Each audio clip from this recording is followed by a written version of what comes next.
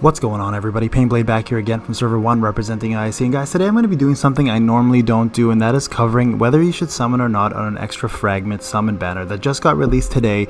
And we're talking about the Kamui Kakashi, so the Mangekyou Sharingan, and we're talking about the Artistic Genius Deidara, so the OG Deidara. Now the reason why I want to start here is because I know a lot of people don't have these two characters or skip them, and or just didn't get them at all. And the reason why I want to begin with these guys also is because they're some of the best buffers in the game, and I think they need a little bit of a spotlight. So I'm going to let you know whether I think you should summon or not, but we're going to actually analyze both characters, and you can decide on your own whether they're worth having on your team or not. So what I'm going to do, guys, I'm going to jump into the summon section first.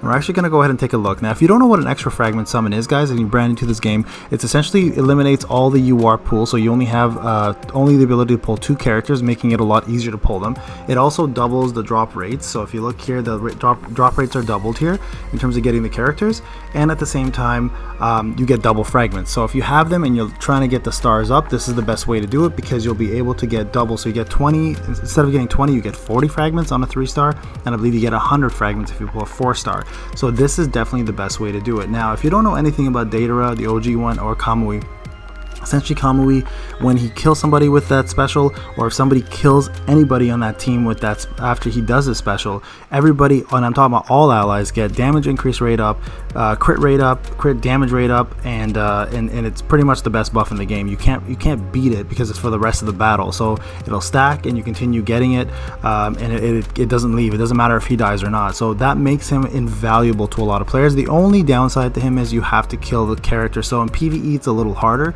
So some things like ATB, so Alliance Team Battle, and you know, some FGs, he may not be able to do it depending on your power scale. But on the other hand, Deidara has a very similar kit in terms of what he offers, but he's also the best buffer for crit. His trait gives you an instant crit damage increase up for the rest of the battle, so whether he's alive or not, it's irrelevant. It'll provide you that. He gives you crit suppression with a skill 2 and LB2. He also gives you critical rate up, gives you an AoE stun, and gives you a defense down if somebody has a status effect on them. So they both bring a lot to the table. Now the thing is, you guys do know they're not power creep characters, they're old school characters, so their percentages and damage are next to nothing compared to the new guys. But if you need a buffer, these two are probably some of the best you're going to get in the game. So let's actually go through my characters and talk about what they offer you, okay? So we'll start off with Kamui here, and I'm going to look at his Jutsu, and I'm going to look at his skill 2 and his trait as well. So Kamui, like I mentioned, if you're faster than your opponent, will deal extra damage, boost all allies damage increase rate, as I mentioned, boost all allies crit rate, boost all allies crit damage rate, and as I mentioned, it's for the rest of the battle. So that is insane, guys. These numbers don't exist with any other character. This is the kind of character you want to buff your team, because everyone else will just hit that much harder. Okay, so keep that in mind. His second skill is also extremely valuable. Boosts all active allies attack by 18.56 for the rest of the battle. So that specific rotation is going to have that attack power, and it stacks for the rest of the battle. So if he pulls that off twice, you're going to be getting that stack every single time, right? So chances are you won't, because you're going to be doing your Jutsu more often, but it's good to start off with this. It'll boost your attack by quite a bit. And also the Quiet Acumen, he boosts all allies damage increase rate by 4.39% when an ally has been defeated for the rest of the battle. Again, that stacks. Boost all allies damage reduction rate, so it makes you a little more tanky when an ally has been defeated, and boost all critical rate by 6.28 after an ally has been defeated, and critical suppression by when an ally has been defeated. So this is probably the best damage buffer in the game.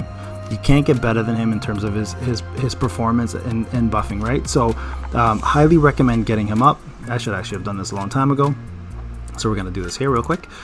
So definitely worth it in terms of if you need a really good buffer, but only if you can kill the opponent with him. If you're weak and you know you're struggling in PvE to finish content, he may not be worth it for you. Then you would skip this banner completely if you're looking for Kamui. Okay, so that's my suggestion. If you can kill opponents and you're doing really well in FG and Abyss, and you know that you're very close and that extra buff can do it, then you can go ahead and summon for him. But keep in mind, the new banner is coming in 7 days, so you may want to save your Shino coins just in case it's someone like Madara and Hashirama. If you looked at my last video, you know, Koa made this rumor back in November 3rd that they may be dropping. So it's up to you on that, guys, okay? So let's look at Deidara real quick. Now, Deidara, on the other hand, doesn't require as much of a need to kill anybody, but he does have quite a kit here. So if we look at his C3, like I mentioned before, he does an AoE damage. He has a chance to stun. He also lowers defense by 33.65% on any enemies with a status effect. So that's a burn, poison, stun, shadow stitch, you name it, anything like that. So if you have a confuse on the characters, he's fantastic. He'll defense down everybody. So putting him with Rin Naruto is a really, really good idea. And also he boosts all allies crit rate by 33.65% for 2 turns. So that is huge, guys. That is massive. So keep that in mind. Now his skill 2 also does crit suppression by 12.19% for 2 turns, which means you'll be critting more often. Right, and then his Artisan Explosion boosts all allies crit damage rate, by 20.84%, and also the suppression by 17.92, making it irrelevant to even do skill 2. But if you do, they will stack for the rest of the battle. So this makes it important because even if he dies, you'll still be able to do these jitsu. So again, what he offers you guys is probably the best crit damage buffs in the game. And crit rate up, because this is double what Kamui provides you on the skill 1 for his crit rate, and his trait is actually giving you more than Kamui does on his actual special. So if you're struggling with killing opponents, this is the character that'll help you do it. So he makes the rest of your team pretty much that much better. So if you are looking for a character to boost your damage in PvE and you're struggling a little bit, then you definitely will want to pull for this guy. But you want to get him to 4-star because this is what his bread and butter is. Outside of his, you need that crit rate damage. You need that crit damage increase rate. You don't need, the crit rate is important obviously by doing the jitsu, but this is also boosting you a lot. So if you don't have this and you get him a 3-star, he's not quite as good. So if you are going to pull for this character, guys, you may want to aim for the 4-star. But again, keep in mind the new banner is coming, so it's up to you how you want to do this. But I promise you, he will boost your damage up quite a bit on the rest of your team. So he is worth the investment. But again, leaving that up to you guys. I should probably boost this character up at this point. But you know what? We'll save that for another time. As you can see here, his vitality is pretty low too. I'm going to do that now though. So I use Deidara still on all my PvE teams, and he is the driver, the force essentially, to kill most of my opponents because of that crit rate and because of that crit damage increase rate. So again, guys, brand new banner coming out. It's completely up to you how you decide to do this. My opinion, should you summon? If you're a brand new player, no. I'm going to say this now. Brand new players do not summon. Wait for the new banner. Veteran players who are close to beating FG and close to beating Abyss and just need another stunner or a crit damage rate character or somebody with a lot of buffs, both characters will give you that, but you do need them at 4 stars a pop for them to actually be viable. So keep that in mind. So veteran players, up to you. You know how to play the game.